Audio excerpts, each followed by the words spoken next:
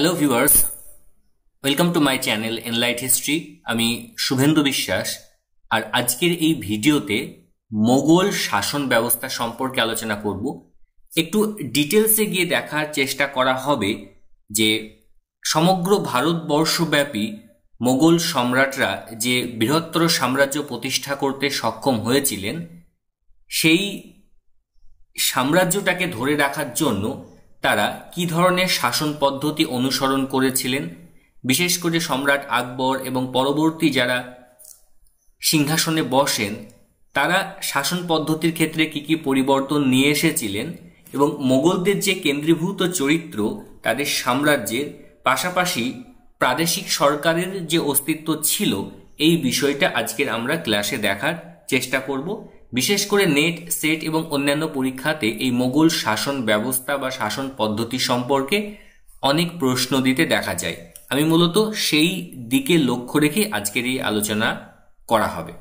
চলো তাহলে আর দেরি না করে শুরু করা যাক।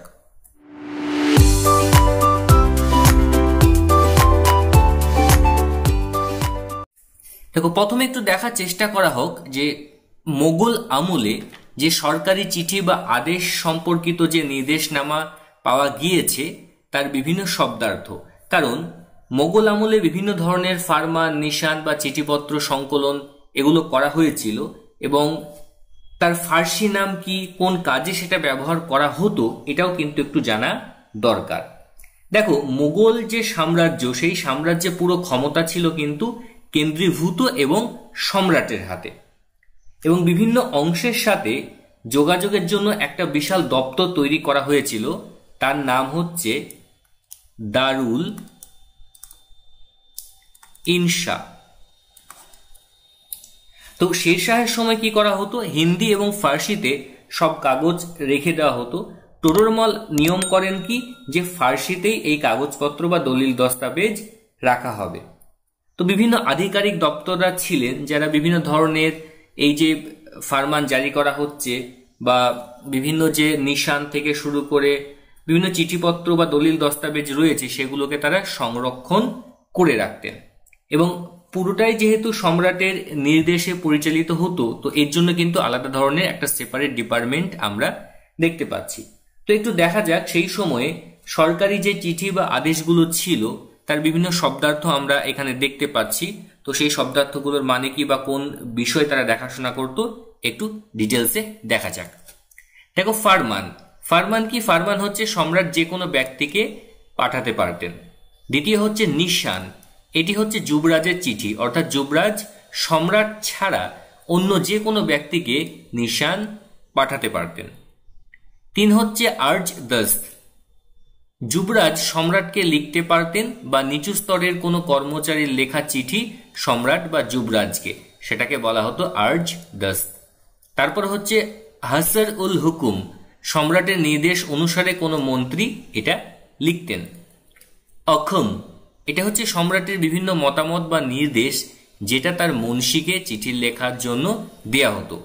এর মধ্যে কবিতার ছত্র থাকতো বা সেই ছত্র অনুসারে লেখা হতো। ছয় হচ্ছে দস্তক। কোনো লোক বা পণ্য যাতায়াতের জন্য সরকারি অনুমতিপত্র বা এটা আমরা ছাড়পত্র বলতে পারি। সাত হচ্ছে রুকা। ব্যক্তিগত চিঠির যে সংকলন সেটাকে বলা হচ্ছে রুকা। তারপর হচ্ছে পারওয়ানা। নিচু স্তরের কাউকে দেওয়া শাসনতান্ত্রিক নির্দেশকে বলা হয় পারওয়ানা। আরো একটি রয়েছে, সেটি হচ্ছে সনদ। তো এই সনদ সম্পর্কে যদুনাথ সরকার বলেছেন যে সনদ বলতে নিয়োগপত্রকে বোঝায়। আবার আবুল ফজল বলছেন যে এই সনদ কাগজ দেখিয়ে সাধারণ সেনারা তাদের প্রাপ্য অর্থ গ্রহণ করতে পারতেন। তো এইরকম বেশ কিছু আমরা শব্দার্থ পাচ্ছি এবং তার মানেগুলো তোমাদের সামনে আমি এখানে বলে দিলাম। এবার দেখো, এই যে সব সরকারি ফারমান, আদেশ বা নির্দেশ জারি করা হয় তার কিন্তু একটা নির্দিষ্ট কাঠামো ছিল।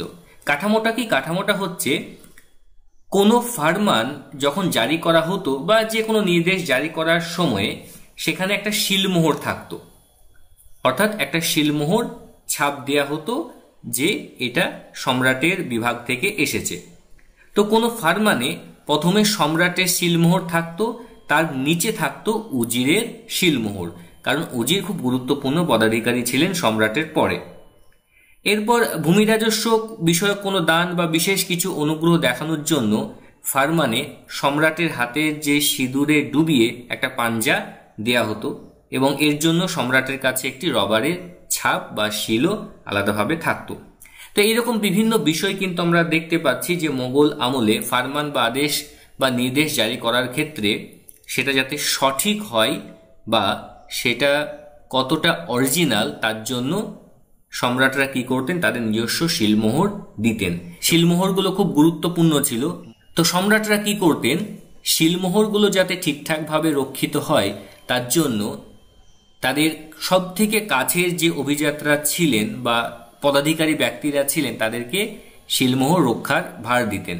আবার কোনো কোনো ক্ষেত্রে মোগল হারেমের যে প্রিয় রানীরা থাকতেন সম্রাটের, তাদের কাছেও শিলমোহরগুলো রাখা হতো যাতে সেগুলো কোনো মিসইউজ না হয়। এবার একটু দেখা যাক কেন্দ্রীয় সরকারের বিভিন্ন বিভাগ, অর্থাৎ সম্রাট হচ্ছেন পুরো সাম্রাজ্যের অধিপতি, তার কথায় শেষ কথা, তার উপরে কিন্তু কেউ কোনো কথা বলতে পারতেন না। তার আদেশ নির্দেশই হচ্ছে শেষ নির্দেশ, সেটাই আইন। এবার সম্রাটের একার পক্ষে তো পুরো সাম্রাজ্য পরিচালনা করা সম্ভব নয়, তার জন্য এই যে কেন্দ্রীয় চরিত্র, সেই কেন্দ্রীয় চরিত্রের ক্ষেত্রে আমরা বেশ কিছু উচ্চ পদাধিকারী দপ্তর দেখতে পাই বা উচ্চ পদাধিকারী ব্যক্তিদের অস্তিত্ব দেখতে পাই, যারা বিভিন্ন কেন্দ্রীয় শাসন কার্যে সম্রাটকে সাহায্য করতেন। তার মধ্যে প্রথম হচ্ছে দেওয়ান-ই ওয়াজির বা উজির, খুব গুরুত্বপূর্ণ দপ্তর ছিল এবং সম্রাটের পর দেওয়ানি উজিরের প্রাধান্য আমরা দেখতে পাচ্ছি। তারপর হচ্ছে মীর সামান, মীর বক্সি, সদরুস সদর এবং প্রধান কাজী, এনারা কিন্তু গুরুত্বপূর্ণ ভূমিকা পালন করত।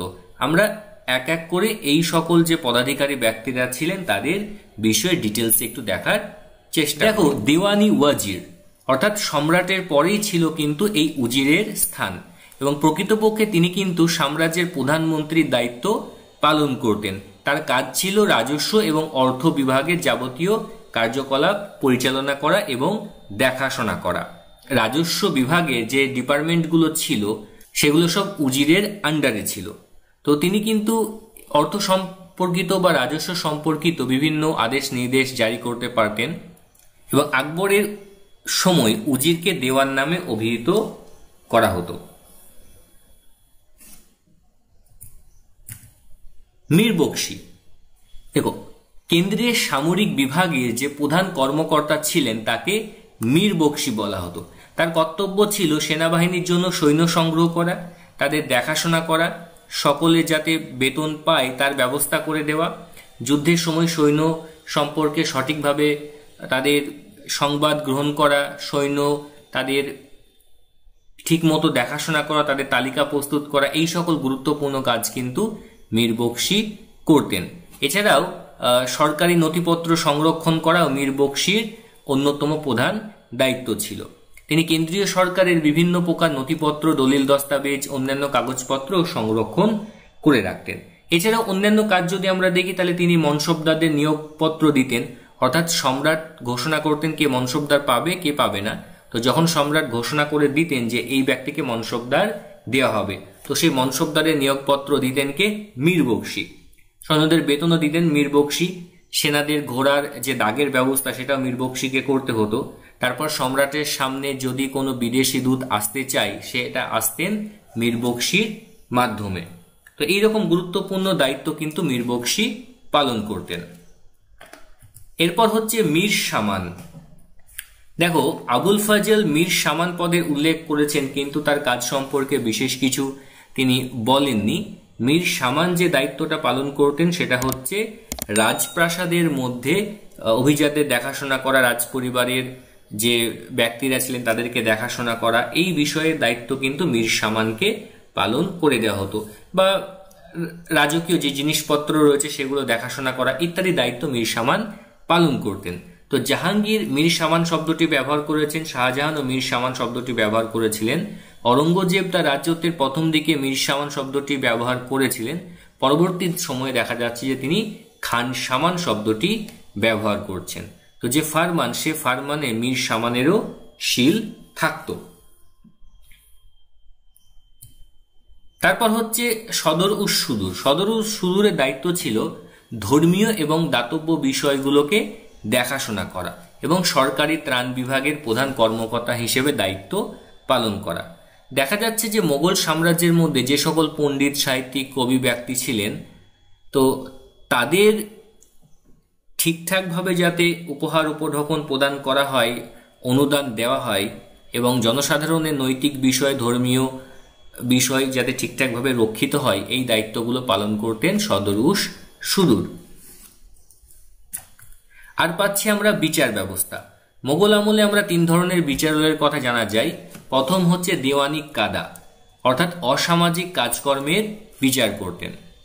দ্বিতীয় দপ্তর হলো দেওয়ানি মাজাল্লিম, সরকারি আমলাদের বিচার করতেন।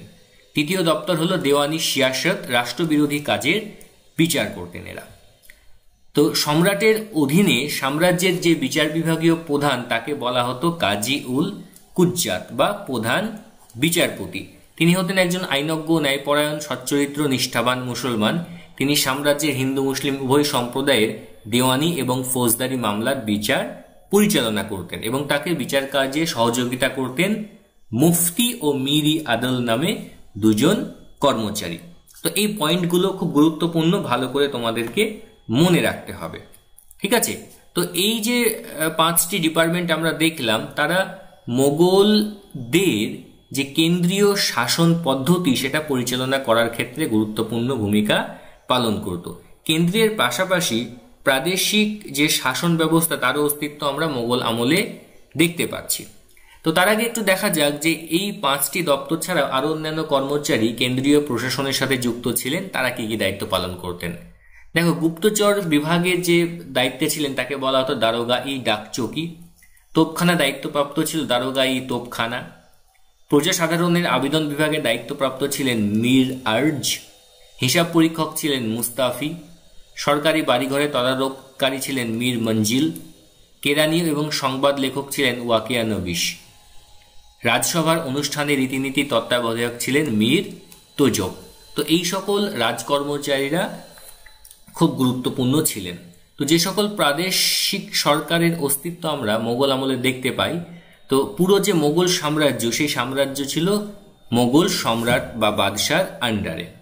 তো মোগল যে সাম্রাজ্য, সেই সাম্রাজ্যগুলোকে কয়েকটি সুবা বা প্রদেশে ভাগ করা হয়েছিল। তোমরা দেখতে পাচ্ছ যে এই যে সুবা, সেই সুবার প্রধানকে বলা হতো সুবেদার। সুবাগুলো আবার কয়েকটি সরকার এককে বা জেলা এককে বিভক্ত করা হয়েছিল। তো সেই সরকার এককের যিনি ল অ্যান্ড অর্ডার মেনটেন করতেন বা যিনি ইনচার্জ ছিলেন ল অ্যান্ড অর্ডারের, তাকে বলা হতো ফৌজদার। আর যিনি ল্যান্ড রেভিনিউ বা রাজস্ব সংগ্রহের দায়িত্বপ্রাপ্ত ছিলেন তাকে বলা হতো আমল গুজার। তারপর সরকার এককগুলো আবার পরগনা এককে বিভক্ত করা হয়েছিল। পরগনা এককে দায়িত্ব ছিলেন শিকদার, অর্থাৎ মিলিটারি অ্যান্ড এক্সিকিউটিভ অফিসার ছিলেন তিনি।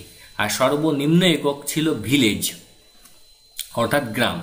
গ্রামের যে প্রশাসন বা রাজস্ব সংক্রান্ত বিষয়গুলো দেখার দায়িত্ব ছিলেন কে? মুকাদ্দার নামক কর্মচারী, তিনি ছিলেন ভিলেজ হেডম্যান। তো প্রাদেশিক যে শাসন বা প্রাদেশিক যে সরকার, সেটাকে এইভাবে বিভক্ত করা হয়েছিল। এবার মোগল আমলে কিন্তু আমরা একাধিক প্রদেশ বা সুবার অস্তিত্ব দেখতে পাই। তো কার আমলে কতগুলো সুবা বা প্রদেশ ছিল সেটা একটু ডিটেলসে দেখা যাক। দেখো, আবুল ফজল বলছেন যে আইনি দহশালা চালু করার পর আকবর তার পুরো সাম্রাজ্যকে 12টি সুবাতে ভাগ করেছিলেন। তারপর তিনি আরো 3টি সুবা যুক্ত করেন, দিয়ে তার আমলে মোট সুবার পরিমাণ দাঁড়ায় 15টি। অর্থাৎ তিনি কোন 3টি সুবা যুক্ত করেছিলেন? এক হচ্ছে খানদেশ, 2 বেরার, 3 আহমদনগর। তো এই 3টি সুবাকে যুক্ত করলে তার আমলে মোট সুবার সংখ্যা দাঁড়াচ্ছে 15টি। দ্বিতীয়ত, জাহাঙ্গীরের সময় কাংড়া জয় করার পর লাহোর সুবার সাথে যুক্ত করা হয়। অর্থাৎ জাহাঙ্গীর কি করছেন, তিনি এই যে কাংড়া জয় করছেন এবং কাংড়া জয় করে সেটাকে লাহোর সুবার মধ্যে অন্তর্ভুক্ত করছেন। কখনোই কিন্তু কাংড়াকে আলাদা করে অন্য সুবা করছেন না, সেটাকে অন্য একটা সুবার সাথে যোগ করে সেটাকে বাড়ানো হচ্ছে। অর্থাৎ জাহাঙ্গীরের সময় সুবার সংখ্যা একই থাকতে আমরা দেখতে পাচ্ছি। আর শাহজাহানের সময় কি হয় যে 3টি সুবা অর্থাৎ কাশ্মীর, থাট্টা আর হচ্ছে উড়িষ্যা, এই 3টি সুবা মোগল সাম্রাজ্যের সাথে যুক্ত হয়। তাহলে শাহজাহানের আমলে মোট সুবার সংখ্যা দাঁড়ায় 18টি। তারপর হচ্ছে অরঙ্গজেব। দেখো অরঙ্গজেব তিনি কি করেন, দক্ষিণ ভারতের গোলকুন্ডা এবং বীজাপুর এ দুটো জয় করলে টোটাল মোগল সুবার সংখ্যা দাঁড়ায় 20টি। এবার দেখো কোনো কোনো বইয়ে হয়তো এই যে সুবার সংখ্যা সেটা কম বেশি থাকতে পারে, অনেক ক্ষেত্রে অরঙ্গজেবের সময় 21টিও দেখায়। তো এই বিষয়টা একটু ভালো করে তোমাদের দেখে নিতে হবে। বিভিন্ন বইয়ে বিভিন্ন রকম ইনফরমেশন দেওয়া রয়েছে, বিশেষ করে এই সুবা সম্পর্কিত দেখতে পাচ্ছি। আমি এক্ষেত্রে অধ্যাপক অনিরুদ্ধ রয়ের মোগল সাম্রাজ্যের উত্থান পতনের ইতিহাস বইটি অনুসরণ করেছি, সেই অনুসারেই কিন্তু আমার স্টাডি ম্যাটেরিয়াল তৈরি করা এবং সেই অনুসারে পিপিটিটা এখানে রেডি করা হয়েছে তোমাদেরকে বোঝানোর জন্য। সুতরাং আমি তোমাদেরকে এটাও বলে দিচ্ছি যে তোমরা যখন পড়বে, বিশেষ করে গোপালকৃষ্ণ পাহাড়ির যদি বইটা তোমরা দেখো, সেখানে কিন্তু 21টি দেওয়া রয়েছে। তো এটা তোমাদেরকে একটু ভালো করে ডিটেলসে দেখে নিতে হবে বিভিন্ন বইয়ে কি রয়েছে, বা যদি কখনো প্রশ্ন আসে সেই প্রশ্নের উত্তরটা তোমাদেরকে ঠিকঠাকভাবে দেখেই দিতে হবে। ওকে, তবে এখানে আমি যে সুবার সংখ্যাগুলো বলেছি ঠিক সেই মতো হিসাব করে যদি তার রাজত্বকাল সম্পর্কে দেখো যে কোন সুবা যুক্ত হচ্ছে, কোন সুবা বেরিয়ে যাচ্ছে, তাহলেই হিসেবটা এখানেই মিলে যাবে। কেমন? তো আজকের আলোচনা এখানে আমি শেষ করছি। তোমাদের যদি কারো কোনো প্রশ্ন বা জিজ্ঞাসা থাকে তাহলে সেটা কমেন্টে করতে পারো, আমি তার উত্তর দেব। আর এই ভিডিও তোমাদের কেমন লাগলো, তোমাদের কতটা কাজে লেগেছে সেটাও কমেন্টে জানিও। আর এখনো পর্যন্ত যদি এনলাইট হিস্ট্রি চ্যানেলটিকে সাবস্ক্রাইব না করে থাকো তাহলে অবশ্যই সাবস্ক্রাইব করো। আমরা এইরকম নতুন নতুন ভিডিও তোমাদের জন্য নিয়ে আসবো, যাতে তোমাদের পরীক্ষার প্রিপারেশন খুব ভালো হয়, সব দিক থেকে হয়। আর এরকম সুন্দর ভিডিওর জন্য অবশ্যই এই ভিডিওটিকে একটু লাইক করে দেবে, তাহলে আমি একটু মোটিভেট হব এবং আরো নতুন নতুন ভিডিও খুব তাড়াতাড়ি নিয়ে আসতে পারবো। ওকে, সকলকে ধন্যবাদ জানিয়ে আজকের ভিডিওটি এখানেই শেষ করছি।